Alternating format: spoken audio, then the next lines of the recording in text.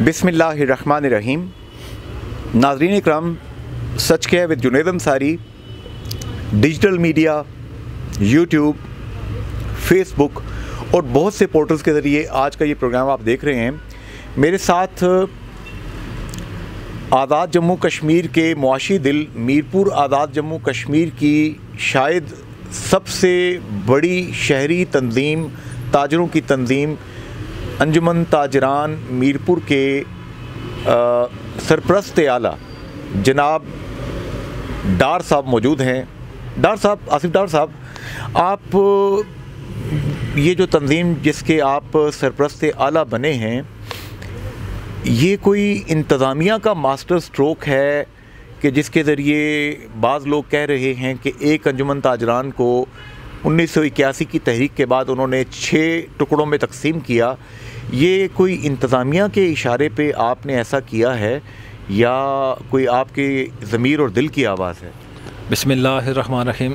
सबसे पहले आपका बहुत बहुत शुक्रिया जुनैद भाई कि आपने ताजरों के हवाले से या तंजीम के हवाले से जो है ना मेरे से कुछ सवालात पूछे हैं या जानने की कोशिश कर रहे हैं। ये जो है ना, हमने इंतज़ामिया का इसमें कोई कंसर्न नहीं है।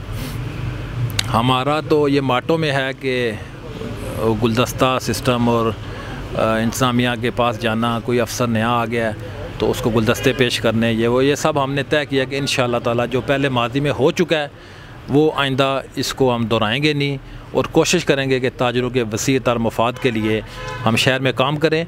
और तंजीम जो हमारी इकट्ठी हुई है, ये तकरीबन 18 साल के बाद हम ताजरों ने ये सोचा कि इंसान है, हमसे कमियां कोताहियां होती रही हैं, तो क्यों ना हम सारे इकट्ठे होके एक प्लेटफार्म पे आ जाएं और शहर के ताजरों के जो मसाइल हैं उनको हल करने की कोशिश करें। इस वजह से हम सारे इकट्ठे हुए हैं। मैंने ये भी सुना है, ज़ाहिर है सुन तो इंसान कुछ भी सकता है और कह भी कुछ भी सकता है, ये बात कही जा रही है कि आप लोग जो थे ताजरों की जो तंजीमें थीं, ये जो तहरीक चली बिजली के नाजायज़ बिल्स जो टैक्सेस थे नाजायज़ किस्म के, इस पे गरीब आवाम चीख उठी और 40, 50, 60 हज़ार लोग जो हैं वो कामरान तारक एडवोकेट साहब की कॉल पर मुश्तरका इकट्ठे हुए चौक शहीदा में और सबके हाथ पैर फूल गए। इंतज़ामिया के हाथ पैर फूले, गवर्नमेंट अपनी जगह परेशान हो गई, वज़ीर आज़म अनवारुल हक साहब जो है परेशान हो गए, बैरिस्टर साहब के लिए भी एक बहुत बड़ा सेटबैक था।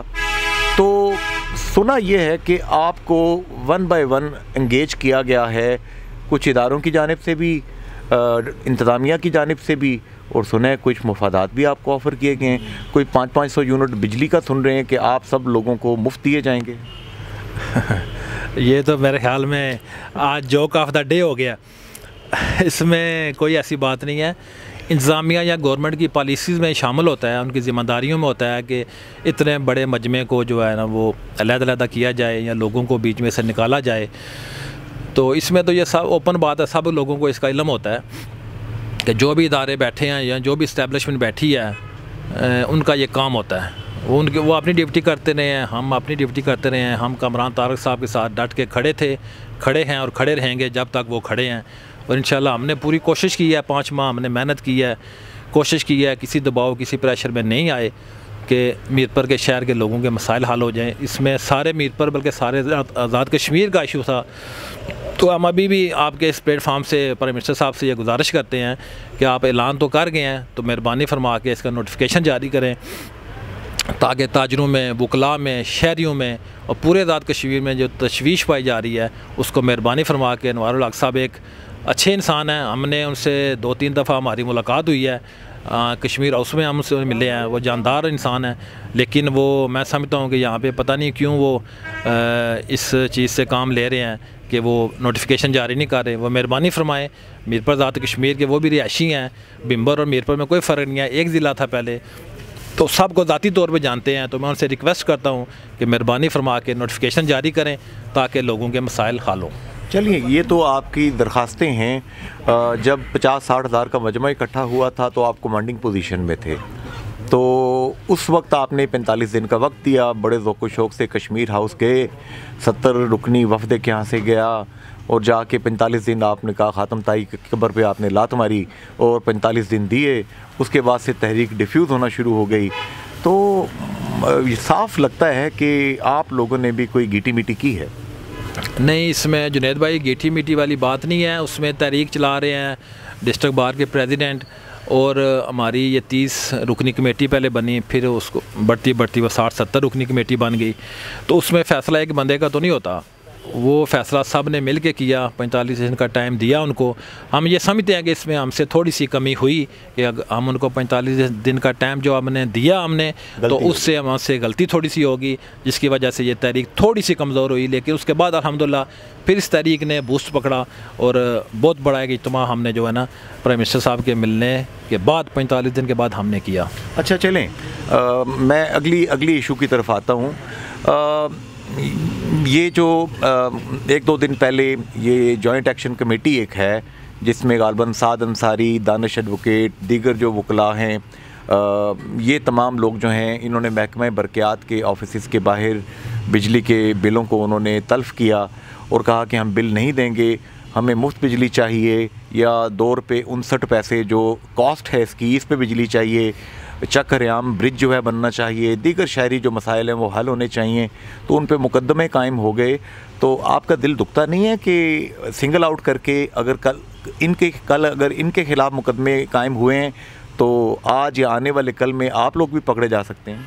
जी बिल्कुल, वो हमारे भाई हैं, सारे हमारे शहर के लोग हैं, जायज़ मुतालबात हैं उनके, वही मुतालबात है जो हमारे हैं, जो सारे शहर के हैं, जो सारे आज़ाद कश्मीर के हैं। तो उनके भी जो है ना मामलात यही हैं, यही मुतालबात हैं उनके भी। अकेला तो मारा जा रहा है नहीं, उसमें देखें जहाँ तक मुझे इल्म है, डिस्ट्रिक्ट बार के प्लेटफार्म से काफ़ी दफ़ा उनको जो है ना जॉइंट एक्शन कमेटी वालों को बुलाया गया, उनसे बड़ी बड़ी लंबी मीटिंग्स हुई, लेकिन वो शायद उनका आपस में इत्फाक नहीं हो सका, जिस वजह से वो अकेले हो गए। तो जहाँ तक उनके पर्चे हुए हम उनकी मजम्मत करते हैं। पर्चा किसी शहरी पर नहीं होना चाहिए। एहतजाज, पुरअमन एहतजाज उनका हक है उनका। अच्छा ये बताएं, आपने कहा आप गुलदस्ता कल्चर के ख़िलाफ़ हैं। शहर में कोई कमिश्नर साहब नए आते हैं, डिप्टी कमिश्नर साहब नए आते हैं, SSP साहब नए आते हैं। अभी तक तो लेवल हमारा यही है, वरना देहातों में तो ये होता है कि कोई इंस्पेक्टर साहब, SHO साहब, ASI साहब भी नए आ जाएं तो उनको लोग जाके मिठाइयाँ पेश करते हैं, गुलदस्ते पेश करते हैं। सोशल मीडिया की वॉल्स, फेसबुक की वॉल्स भर जाती हैं कि जनाब एक इतने आला सिफ़ात रखने वाले ऑफ़िसर यहाँ शहर में आ गए हैं, तो तमाम लोग जनाब लाइन हाज़िर हो जाएं, जाके उनको मुबारकबादें दें। ये जो पब्लिक सर्वेंट होते हैं ना, ये जो ब्यूरोक्रेट्स हैं, सो कॉल्ड, जिनको आप ऑफ़िसर कहते हैं, ये पब्लिक सर्वेंट हैं। ये आवाम के टैक्स के पैसे से तनख्वाहें लेते हैं। तो गुलदस्ते तो आपकी तंजीम के बहुत से चेहरे, मैं आपको तस्वीरें दे सकता हूँ कि जो हार और गुलदस्ते जाके पेश किया करते थे। जी बिल्कुल ऐसा ही है। शुरू में मैंने अर्ज़ की है कि गलतियां जो है वो इंसान से ही होती हैं, इंसान ख़ता का पुतला है। इसमें गुलदस्ते के 2 माने होते हैं। एक होते हैं कि वो चापलूसी करना या उनको अफसरान को उठाना, एक होता है कि किसी के साथ तल्लक है, किसी ने अच्छा काम किया है शहर में, कोई पॉजिटिव काम किया है, तो उस वाले से ज़ाहिर छोटा सा शहर है, हमारे शहर के जो अफसरान हैं या आज़ाद कश्मीर से कोई आते हैं तो उस मौके पे भी लोग जो है ना उनके पास जाते रहे हैं। तो हमने कोशिश की है, ये महीना 1.5 महीना हो गया हमारी तंजीम बने हुए, इंशाल्लाह हमने कोशिश की है कि इसको हम जो है ना मुकम्मल इसको क्लोज़ करेंगे और आइंदा ऐसी कोई भी बात इंशाल्लाह नहीं होने देंगे। देखिए, आपका ये नांगी चौक के अंदर नफीस बेकर्स के सामने यहाँ पे सिटी स्टोर है। आप अच्छा काम करते हैं, लोगों को दयानतदारी से अजनास खाने पीने की, आटा, सस्ते दामों मियारी चीज़ें मुहैया करते हैं। तो क्या शहरी आपको आके गुलदस्ते पेश करना शुरू कर देंगे, फूल मारना शुरू कर दें, हार पहनाना शुरू कर दें? लाइक वाइज DC साहब, SP साहब, कमिश्नर साहब, जितने लोग हैं, ऑफिसर हैं, ये अपनी ड्यूटी अंजाम दे रहे हैं जिसकी वो तनख्वाह लेते हैं। इस पे आप जाके उनको खाम उनकी फ्लैटरिंग करें, खुशामद करें, मक्खन लगाएं, ये इंसानी इज़्ज़त और हुर्मत के ख़िलाफ़ है। जी ठीक कह रहे हैं आप। इसमें जो है ना खुशामद वो नहीं करनी चाहिए। गुलदस्ता माफिया जो है, इसीलिए शुरू मैंने अर्ज़ किया है कि गुलदस्ता माफिया का हमने इंशाल्लाह ख़ात्मा किया है और कोशिश करेंगे कि आइंदा ऐसी भी कोई बात ना हो।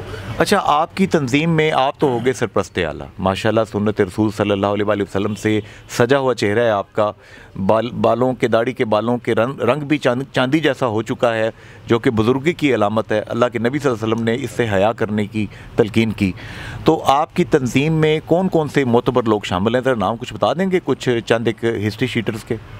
जी, इसमें सैयद शुजा साहब जो हैं वो हमारे सदर हैं, राजा खालिद साहब जो हैं वो जनरल सेक्रेटरी हैं, फैसल मंजूर साहब जो हैं वो चीफ़ ऑर्गेनाइज़र हैं। उसके अलावा सीनियर नायब सदर हैं सब्ज़ी मंडी से साजिद भट्टी साहब, सराफ़ा से हैं ख्वाजा रफ़ीक पहलवान साहब डिप्टी जनरल सेक्रेटरी हैं, और एक सराफ़ा बाज़ार से हमारे एक और दोस्त हैं वो नायब सदर हैं इमरान रफ़ी जरगर साहब। अयूब प्लाजा से हमारे दोस्त हैं मोबाइल स्टेशन के सदर हैं चौधरी खालिद हुसैन साहब। इसी तरह स्नूकर स्टेशन के जो सदर हैं वो हमारे डिप्टी चीफ़ ऑर्गेनाइज़र हैं माजिद जहांगीर साहब। इसी तरह अंसारी प्लाजा से हमारे एक दोस्त हैं वो नायब सदर हैं हमारे शेख अबूज़र साहब। इसी तरह काफ़ी लोग हैं अल्हम्दुलिल्लाह। हिस्ट्री शीटर्स का लफ्ज़ मैंने इसलिए यूज़ किया, दो तरह के हिस्ट्री शीटर्स होते हैं, एक तो जो पुलिस की टर्म होती है और एक नई टर्म है कि जिनकी हिस्ट्री की एक शीट है कि माजी में इन लोगों के क्या क्या कारनामे हैं, कितनी मोतबरियत है इनके अंदर। आप इन तमाम लोगों को मोतबर समझते हैं जिनकी सरपरस्ती आपके ज़िम्मे है? जी अल्हम्दुलिल्लाह, मैं समझता हूँ कि किसी को भी जो है ना वो कम नहीं समझना चाहिए। सारे अल्लाह के बंदे हैं और कमियाँ कोताहियाँ हर इंसान के अंदर मौजूद होती हैं। जब अल्लाह ताला की तरफ से हिदायत मिल जाए तो मेरे ख़्याल में अल्लाह ताला गफूर रहीम है, वो माफ़ करने वाला है। तो हम कौन होते हैं किसी के बारे में या किसी के ख़िलाफ़ कोई बात करने वाले? सारे हम भाई हैं, सारे ताजर हैं, सारे इस शहर के रहने वाले हैं। तो अगर हमने इत्फाक़ किया है तो इंशाल्लाह ये शहर की बेहतरी के लिए किया है, ताजरों की बेहतरी के लिए किया है, और इसके लिए भरपूर हम कोशिश करेंगे इंशाल्लाह। अच्छा, एक बात ये भी मशहूर है, आप मिल गए हैं तो मैंने कहा कि आप ज़रा पूछ ही लेते हैं सारी बातें सच्ची सच्ची। आप जो कि एक भोले शरीफुन्नफ्स इंसान है, सच आपसे निकल जाता है, बाद में भुगतते फिरेंगे दोनों, कोई मसला नहीं है। लोग कह रहे हैं आप चौधरी मोहम्मद सईद साबिक़ वज़ीर हुकूमत की बी टीम हैं, जब आगे अब इलेक्शन वक्शन आएंगे तो आपकी अंजुमन ताजरान उनको हज़ारों वोट दिलवा कर यासर सुल्तान साहब को हरा देगी। ये मैंने सुना है, आपने सुना है? मैंने तो नहीं सुना अभी तक। अभी मैंने बताया ना ये आपकी ज़बानी सुन रहे हैं। इसमें जुनैद भाई गुजारिश ये है कि ये एक और मज़े की बात आपको बताऊं, शायद आपने ये सवाल किया नहीं। ये जो तंजीम हमारी मुत्तहिदा मरकज़ी अंजुमन ताजरान बनी है, ये गैर सियासी है, ये मुकम्मल गैर सियासी है। माजी में भी थी? नहीं, मेरे ख्याल में माजी में नहीं थी, माजी में लोग ओहदेदार थे उसके। अच्छा, इंशाल्लाह ये गैर सियासी है। और हमने ये भी इसमें तय किया कि किसी के पास अगर कोई सियासी ओहदा होगा तो हमारे इस मजलिस आमला और इस मरकज़ी अंजुमन ताजरान का मेंबर नहीं होगा। अच्छा जी सर। वो क्या शेर था, साफ छुपते भी नहीं सामने आते भी नहीं, पता नहीं चिलमन से लगे बैठे हैं। क्या तमाशा है कि चिलमन से लगे बैठे हैं, साफ छुपते भी नहीं सामने आते भी नहीं। अलीजा, आपका बैकग्राउंड मुस्लिम लीगी है, मुस्लिम लीग नून का है। अरशद महमूद गाजी मरहूम आपसे बड़ी शफ़क़त करते थे। आप ख़ुद कश्मीरी फैमिली से हैं, कश्मीरी फैमिली हमेशा मुस्लिम लीग नून के साथ, गाजी साहब के साथ रही है। चौधरी नईम साहब चौधरी सईद साहब के बरादर खुर्द छोटे भाई हैं। इसी तरीके से दीगर लोगों को भी देख लें। चंद लोग तो ऐसे भी हैं जिधर हुकूमत बन रही होती है वो छलांग मार के उस तरफ चले जाते हैं। मैं नाम नहीं लेता किसी का, सब लोग जानते हैं। तो आप तरदीद करते हैं कि आप मुस्लिम लीग नून का बी टीम उनकी नहीं है? जी इंशाल्लाह हम बी टीम नहीं है उनकी, ए टीम है। ए टीम भी नहीं है, बी भी नहीं है, ना सी है। बाकी जहाँ तक सियासत की बात है, वो हर बंदा उसकी अपनी अपनी सियासत है, लेकिन अंजुमन ताजरान के प्लेटफार्म से कोई भी सियासी नहीं है और ना सियासत होगी। वोट अपना अपना है, वो जिसको मर्जी दें। अच्छा जी सर। ये बताएं कि मीरपुर के पुराने SSP कौन थे? पुराने बहुत सारे अभी जो गुजरे, जो यहाँ से ट्रांसफ़र हुए हैं? राजा इरफान सलीम साहब। और नए SSP कौन साहब हैं? कामरान अली साहब। अच्छा, और पुराने DC साहब कौन थे इससे पहले? चौधरी अमजद साहब। और आजकल कौन है? चौधरी यासर रियाज साहब। अच्छा, और कमिश्नर आजकल कौन है? कमिश्नर साहब का नाम मुझे अक्सर भूल जाता है, जहन में रहता है। शौकत साहब। अच्छा, बड़े हमारे अच्छे दोस्त हैं। तो माशाल्लाह, इनमें से कितनों को आपने फूलों के हार डाले हैं, गुलदस्ते दिए हैं, मिठाई दी है? मेरे ख्याल में इनको तो नहीं दी किसी को भी। अच्छा जी सर। इरफान सलीम साहब जब शुरू में SSP बने थे तो उनको मुबारकबाद देने गए थे। मीरपुर के जब SSP बने, मीरपुर के जब SSP 7-8 साल पहले जब बने थे। तो कामरान भाई को आपने नहीं दिया अभी? कामरान भाई के पास हम अभी नहीं गए। इन्होंने जी इरफान सलीम साहब को गुलदस्ता और फूलों का हार दिया था, बाकी इंतज़ामिया को इन्होंने अभी तक नहीं दिया। मैं इंतज़ामिया से गुजारिश करूँगा, ये नांगी चौक में बैठते हैं, इन पे नज़र रखी जाए। क्या कहते हैं जनाब? जी मोस्ट वेलकम सर। उनकी वैसे ही नज़र होती है हर बंदे पे, उनका काम है, उनकी ड्यूटी है। वो जो है ना, कामरान साहब SSP हैं, यासर साहब DC हैं, सारे हमारे दोस्त हैं, भाई हैं। अच्छा, शहर के रहने वाले हैं। अच्छा चलें, अच्छे लोग हैं। एक शहरी मसले पे बात कर लेते हैं। एक और बिजली के मसले तो खैर से आपने हल करने की कोशिश की, अभी तक हुआ नहीं मसला हल। ये अल्लामा इकबाल रोड आपके सामने से गुजरती है, अल्लामा इकबाल कभी ख्वाब में आए आपके? नहीं आए कभी। अच्छा, कभी खुद आपको एहसास हुआ नमाज़ पढ़ते हुए कि यार मुझे इस सड़क के बारे में भी बात करनी चाहिए जिस पे एक्सीडेंट होते हैं, जिसकी हालत इतनी ख़राब है कि गाड़ी चलाते हुए बंदे की तौबा तौबा हो जाती है? जी बिल्कुल, ये बड़ा अच्छा आपने सवाल किया है। हम जब हमारी मुलाकात हुई ना वज़रा से, अच्छा, बिजली के वाले से, 40 के करीब हैं वज़ीर। अच्छा, ये चौधरी अपना यासर सुल्तान साहब से, चौधरी अरशद साहब से, और कासिम मजीद साहब थे, और अदर सादक साहब थे। इसके साथ सारी इंतज़ामिया थी। अच्छा, कमिश्नर साहब, DC साहब, SSP साहब और महकमा बरक़ियात के सारे लोग थे। जब हमारी मीटिंग ख़त्म हुई, सीटिंग सारी ख़त्म हुई, तो उसके बाद मैंने यासर साहब से उधर ही एक साइड पे करके उनसे रिक्वेस्ट की कि मेहरबानी करें यासर साहब, ये रोड की हालत देखें, आप भी गुजरते हैं, हम भी गुजरते हैं। क्या फरमाया? और जिग जैग है सारी तरफ, तो मेहरबानी करके इस रोड को मुकम्मल करें। क्या फरमाया? तो यासर साहब ने फरमाया था कि जो सच्ची बात है डॉक्टर साहब, हमारे पास फ़ंड नहीं है। तो वो जो 50 करोड़ पे बड़ा फेसबुक पे चल रहा था, 50 करोड़ पे मिल गए, यासर भाई को मिल गए जी, मिल गए। ये तो फिर यासर भाई बता सकते हैं। हमने तो उनसे रिक्वेस्ट की थी कि आप इस रोड को जो है ना वो बनाएं। वो सड़क पे टाँकियाँ लगी थी पिछले दिनों, कुछ 50 करोड़ उसमें तो नहीं लगे?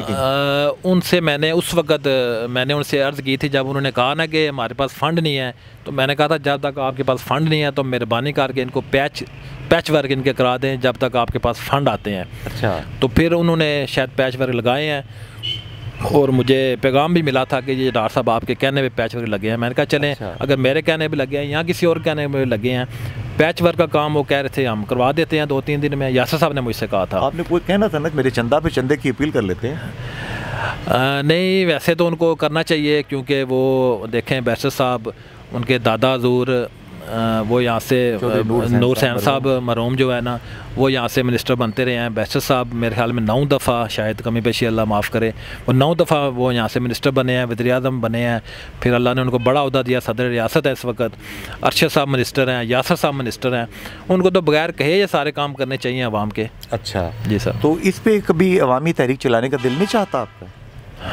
सर जी बिल्कुल चाहता है, इसमें क्यों नहीं चाहता तहरीक। हम उनको कहते रहते हैं, बयानात की हद तक भी कहते हैं, जहाँ पे मुलाकात होती है फिर भी उनसे कहते हैं अच्छा कि आप जो है ना, फिर हम जब तंग पड़ जाते हैं, सुनवाई किसी जगह नहीं होती, तो फिर हम यही उनको भी कहते हैं, बाकी जो लीडर हैं उनको भी कहते हैं, और अवाम से भी अपील करते हैं कि आप वो जब इलेक्शन का वक्त आए तो फिर इनसे हिसाब लें।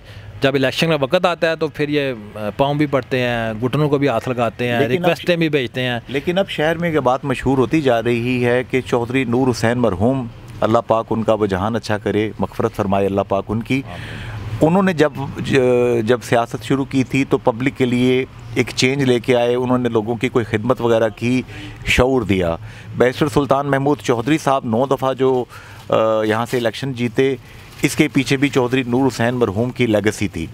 लेकिन यासर सुल्तान साहब पहली मरतबा असम्बली में गए हैं, लोग कह रहे हैं कि अगर उन्होंने पब्लिक के काम ना किए तो अब पुराना ज़माना बरादरीज़म वाला, दीगर असबियतों वाला गुज़र गया है, तो अब शायद फिर इस ख़ानदान से सियासत का ख़ात्मा होना शुरू हो जाए। आपने ये बात सुनी? जी बिल्कुल सुनी भी और महसूस भी की है। अगर यासर साहब काम नहीं करेंगे तो ज़ाहिर बात है, अवाम ने वोट दिए हैं, उनको मिनिस्टर बनाया है, MLA बनाया है, फिर मिनिस्टर बने हैं वो, तो अवाम के वोटों से बने हैं। अवाम के काम नहीं करेंगे, शहरियों के काम नहीं करेंगे, तो फिर दोबारा उनको अगर वोट कोई नहीं देगा तो फिर कैसे वो सियासत करेंगे, कैसे वो MLA बनेंगे, मिनिस्टर बनेंगे? ज़ाहिर सी बात है, सियासत उनकी ख़त्म हो जाएगी अगर वो काम नहीं करेंगे। ये नविश्ता दीवार है जी, ये बिल्कुल, ये तो हकीकत है।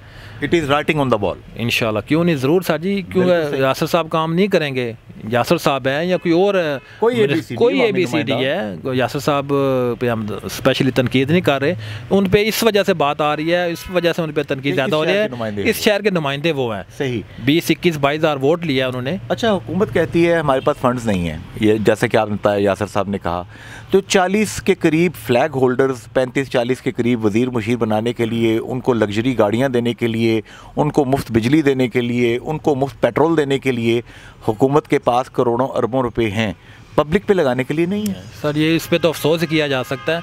हमने ये बिजली की तहरीक चल रही थी, इसमें हमने प्राइम मिनिस्टर साहब से भी कहा था, और यासर साहब और अरशद साहब और इखलाक साहब जब हमारी उनसे सीटिंग हुई, उस सब को दिखा था कि आपको गाड़ियाँ लग्जरी देने के लिए सब कुछ है, पेट्रोल इनका फ्री है, बिजली यूनिट्स इनको फ्री है, पूछने वाला इनको कोई नहीं है। तो अवाम के पास, अवाम की जब कोई बात आती है तो आप कहते हैं हमारे पास फ़ंड नहीं है। अफसोस इस पे किया जा सकता है। अच्छा, सरकारी दफातर के अंदर हर जायज़ काम के भी करने के लिए भी वहाँ पे जो लोग बैठे होते हैं, लोग कहते हैं कि उस जायज़ काम को करवाने का भी रेट मुकर्रर है। ठीक है जी, रिश्वत सताने की बात कर रहा हूँ, all over the Pakistan, all over the Azad Kashmir, हमारे माशरे की बात कर रहा हूँ। ये बात कभी सुनी आपने? जी बिल्कुल सुनी है। ये मैं समझता हूँ कि ये रिश्वत जो है ना, लेने वाला और देने वाला, इसके बारे में हमारा दीन क्या कहता है? दोनों जहन्नमी है। दोनों जहन्नमी हैं। तो मैं समझता हूँ ये माशरे का नासूर है, इसको ख़त्म होना चाहिए, ख़त्म होना चाहिए, ख़त्म होना चाहिए। तमाम लोग आपको देख रहे हैं। मेरे एक दोस्त हैं doctor CM Hanif, ladies and children hospital के MD हैं। वो अक्सर ये बात कहा करते हैं कि सोचें कि दुनिया से जाने से पहले आप पब्लिक के लिए, एक आम आदमी के लिए, एक गरीब आदमी के लिए कोई काम करके गए हैं या नहीं। हर इंसान को सोचना चाहिए। बिल्कुल सोचना चाहिए। और स्पेशली जिनको अल्लाह ने किसी इज़्ज़त से नवाजा है, किसी कुर्सी से नवाजा है, किसी को वज़ीर बनाया है, किसी को मशीर बनाया है, किसी को अफसर बनाया है, उनके पास तो आवाम ज़्यादा जाती है। उनसे पूछ ज़्यादा पूछ होगी कि उनको अल्लाह ने इख्तियार दिया है। इसका मेरे ख्याल में कमी पेशी अल्लाह माफ़ करे, कुरान में भी जिक्र है, जिनको अल्लाह ने इख्तियार दिया है उनसे पूछ होगी। वो कुर्सी पे बैठ के आवाम के काम करें तो दुनिया भी उनकी बनेगी और आखिरत भी बनेगी। जी, आज का खसूसी प्रोग्राम आसिफ डार साहब की गुफ्तगू आपने सुनी। मैंने बड़े शरारती, बड़े चुभते हुए और बड़े स्पॉन्टेनियस सवालात इनसे किए हैं। मेरी पब्लिक से गुजारिश है कि किसी भी सरकारी ओहदे पे कोई भी शख्स बैठा है, आपका उस ऑफ़िस में कोई काम है और वो काम आपका नहीं किया जा रहा, या आपसे रिश्वत तलब की जा रही है, या आपसे पैसा मांगा जा रहा है। ये आसिफ डार साहब अंजुमन ताजरान के यहाँ पे सरपरस्त आला हैं। इनसे आप रब्ता कीजिए। दीगर जितने लोग इनके ज़िम्मेदारान हैं, इनसे रब्ता कीजिए। जो भी मदद ये कर सके इंशाल्लाह करेंगे। क्या करेंगे? इंशाल्लाह ज़रूर करेंगे। ये आपने बड़ा अच्छा किया, ये पैगाम दे दिया। जितना हमारे बस में हुआ, इंशाल्लाह जो साइल हमारे पास आया इस वाले से कि फ़लाँ अफसर या फ़लाँ महकमे में जायज़ काम के पैसे मांगे जा रहे हैं, तो हम इंशाल्लाह पूरी कोशिश करेंगे कि उनका काम जो है ना वो बग़ैर पैसों के, और उस मुतलका अफसर को या मुतलका इदारे के बारे में हम उसकी पूछ गिछ करें जी, ताजरों के प्लेटफार्म से। और नाजायज़ काम करवाने का सोचिएगा भी मत। मैंने एक हदीस शरीफ का मफ़हूम सुना था कि अगर आप किसी ज़मीन के टुकड़े पे नाजायज़ काबज़ होते हैं तो तोक बना के आपकी गर्दन के अंदर डालकर क़यामत के दिन आपको पेश किया जाएगा। दुनिया में भी हिसाब होगा, आखिरत में भी हिसाब होगा। आइए अपने बच्चों का ख्याल करें, हराम खाने और खिलाने से गुरेज करें। फ़ी अमान अल्लाह, हाफ़िज़ एंड गुड बाय।